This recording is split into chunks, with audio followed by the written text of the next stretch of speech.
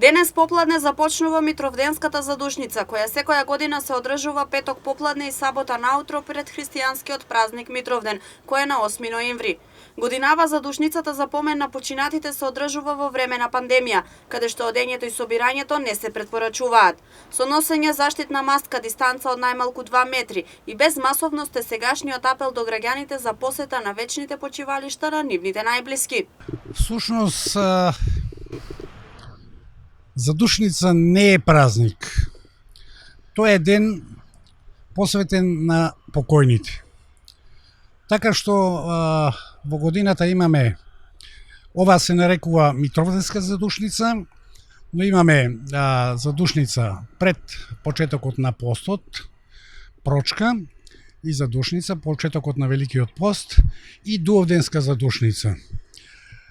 На тој ден ние сите имаме своји блиски покојни и на тој ден одиме и ги посетуваме вечните почивалишта на нашите блиски, на нашите покојни.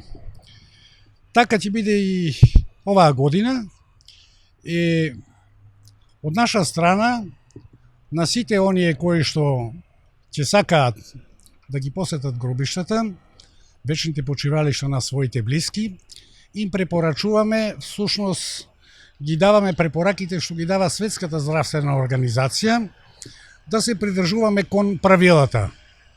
Така речено, да се носат маски, да се држи дистанца и во помал број, нека повелат верниците, таму ќе бидат свештениците и денес попладне и утре до 12 часот. Нека повелат и нека ги посетат вечните почивалишта на своите блиски.